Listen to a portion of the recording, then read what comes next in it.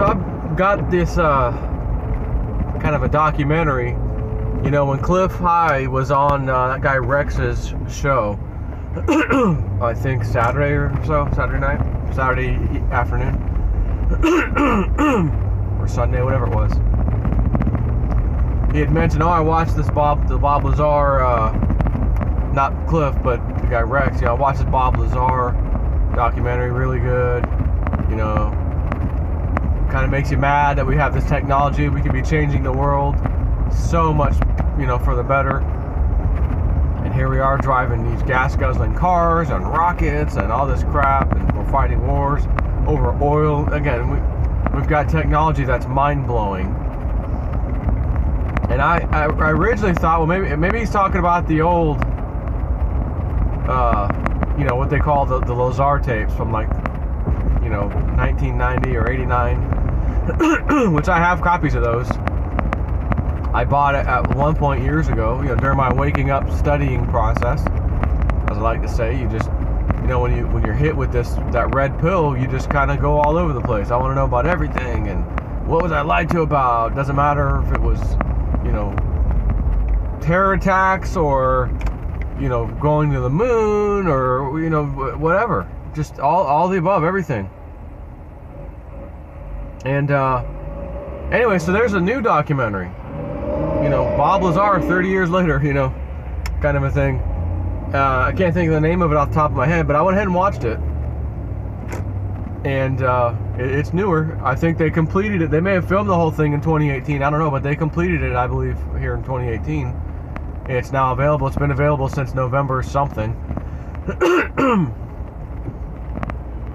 And an interesting thing happened during, I guess, the shooting of that film, that documentary. And that is, Bob Lazar was raided by an unbelievable, massive amount of different federal and local law enforcement agents or agencies at mainly his workplace, which is called United Nuclear. I think it's out of Michigan, where he's out of now. But funny, I didn't know he was actually born and raised in Florida. I think it was Coral Gables, I thought it said. You know, just looking at a little Wikipedia, something like that. But it was, I think he was born and raised in Coral Gables, and then they moved, you know, and he went to Nevada, studied MIT and all this other stuff, got his degree, wouldn't work for, you know, basically a private contracting company, and then directly for the U.S. Navy, essentially, who his paychecks were from, over at Area 51/S4. And they showed a bunch of the clips from the older film, you know, the one I have, and you know, the Lazar tapes, I guess you can call it. And he went under hypnosis back then to try and recall every little detail that he remembered about the you know, the reactor in this vehicle. And it talks about it's an antimatter reactor, and it has these interesting properties. He talks about these, like, very specifically created cone-shaped pieces where this reactor sat. Inside this reactor was like a cone shape. It was very specific, and he said, I know that, you know, he drew like 3 or 4 different things. He goes, if it starts off with this little block, you know, and then it ends up looking like this when they're done with it, and it's got to have these little angles and all these little cuts. And he goes, all I know is if you don't do any of this right, nothing works. It will not work. But if you get it up, if all the angling and everything's done right, it works. So one of the other things was element 115 was the fuel of this thing. You know, I'll tell you about the FBI raid in a minute that has to do with this element 115. But he says that, you know, the property of element 115, and he says there needs to be a really pure form. It's got to be super pure form, or something like that was the word he used, of element 115 in order for it to have these properties, these anti-gravity properties. And there was something called the cloud tapes or something, the cloud light tape, something, that George Knapp, I think was the guy's name originally, that interviewed Bob Lazar. They've remained in contact, I guess, over the years, and he's part of this documentary again. But there's these cloud tapes, and George's like, you know, I've got the tapes, I don't know where the hell they are, I can't find them. So he gave it to this guy doing the documentary, like all of his boxes, and he goes, dude, I found it. I found the tape. And he's like, so it's like less than a minute, but it shows like this light and then making, you know, like an artificial cloud in a laboratory, meaning, you know, could have been fog, smoke, whatever, and basically light bending, because I guess this was done on a reactor, one of these antimatter gravity reactors. And you know, the light was, I mean, I'm looking at it, I'm like, I guess I think I see it, you know. Wasn't real sure what I was looking at, but it was very, very interesting. And you know, he described how this machine, this craft would work with these 3 arms that would swing out in the underbelly of the craft. And while it was, for example, inside in a planet or on a planet, 2 of them would work, and it would create essentially this out of phase like gravity wave, I guess, that would bend space and time, and then the ship itself just flows into it, you know, just it pushes it into it. And he says when it would go out in space, for example, it would turn on its side.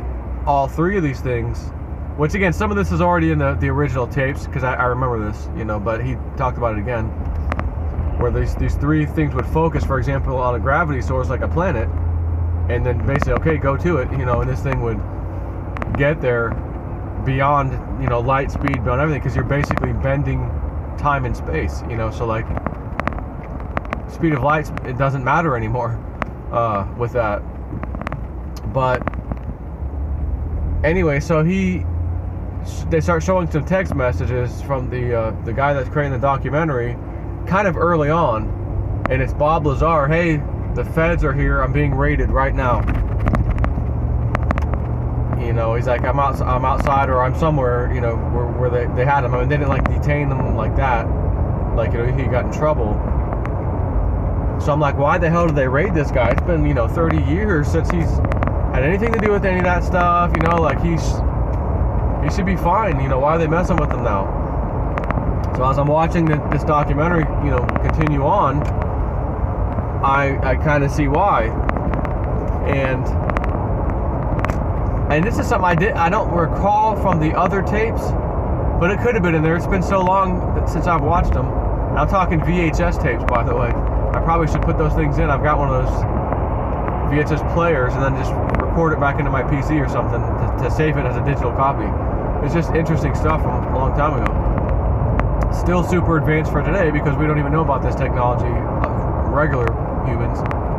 Our government sure as hell does. And remember Seth, not Seth Rich, Ben Rich was his name, I think. He was the head of Lockheed Martin Skunk Works division. And I think it was him that made the quote everyone's quoted. We have the technology to take ET home, but it will take an act of God to get it released to the people, or public, or something like that. I'm here to tell you that act of God might actually play out with Donald Trump. I'm hoping. Oh my goodness, am I hoping? That would be phenomenal. Just this hidden technology, all this stuff. You know, again, he's a big proponent of space. We're gonna, you know, space and this and that. And I think it could happen. Now, I'm not getting that from this documentary, by the way. I'm just saying that because I'm thinking about it. And boy, would I like to be around when that happens, if it freaking happens. So, anyways, this piece that I don't think was in the old Lazar tapes. But if it was, sorry, I forgot. He said, you know, the guy interviewing him says, okay, they go out in the middle of like this field somewhere, and they're talking, and he says at the end of it, he's like, okay, I'm going to encrypt this file, this video file, I'm going to encrypt it on encrypted storage, and I don't think we'll release it. You know, we both agree that I won't release it unless both you and I agree that it's okay to do so. Okay, that's fair. All right. So then he basically shows what they were talking about, and they super duper fast forward it and skip, so you can't tell what they're saying or what's happening. And he says to Bob at some point, hold on, do you have your phone on you? He goes, yeah. All right, give me that. Let's go put those away from here. When the FBI came to raid them, within, I don't know, days shortly after that, conversation they had out in the woods. When the FBI went to raid them, they had the entire transcript of the conversation. Allegedly. So after 30 years, this poor guy is still being illegally wiretapped, kind of like our president. And it might be because, again, allegedly, and this came out long ago, that Lazar had taken, this is where I'm getting at, some element 115 with him. He was able to get it out of there somehow. Now, normally you'd think, well, this is a massively secure facility and you're not coming in and out with anything. But I don't know what size piece he took, how he hid it, you know, did he put it in his butt cheeks? You know, I don't know. And he wasn't saying. And when the guy started questioning him about it from the documentary, he says, no, I don't want to talk about that. You don't want to talk about the, you know, because look, people are going to want to know the answer to this. There's allegedly saying here that you were able to get out some element 115. And people are asking about that. Yeah, we're not going there. Not going to discuss it. Okay. So I thought to myself, oh my God, this son of a gun. I love the guy, by the way, Bob Lazar. Love him. That son of a gun took some. He's got some. And he's probably got it buried or hidden somewhere. God only knows where. They went to his house too, the feds. He says, they told me one of my customers, they think was doing some major illegal activity and got something he shouldn't have, you know, some kind of chemical or component. And because he was a customer of mine, they needed to go through my records and blah, blah, blah. So they came in, separated all the employees, you know, and just completely, I mean, they didn't destroy his stuff, but they like ransacked this whole place, looking for something that they couldn't find. And I guess ultimately said, all right, yeah, well, I guess we'll leave. And left it at that. They went to his house and they were debating, do we also check here? And I don't know for sure one way or the other if they did or didn't. It sounded like maybe they were in there because his wife had talked about some, you know, these agents around, but it almost sounded like they were debating should they go to his house too to look for this, you know, thing. And when he would inquire, that nobody told him, yeah, we're here looking for element 115, we spied on you and we heard your conversation, you know, that kind of thing. And I'm going to assume the encrypted thing that they hid, this documentary conversation, was actually Bob Lazar talking about this element 115 that he was able to get out. I'm going to assume that. I don't know that. But again, I love this stuff. I love that stuff. And I just, you know, I'm kind of angry and upset too about it because, you know, one side it's like, okay, well, how dangerous is something like that? If, you know, a bad guy got his hands on element 115 or a core reactor of something like what these crafts allegedly have, you know, what could a bad person do with that stuff? And is it so many more times more destructive than, say, any type of nuclear bomb we could ever imagine?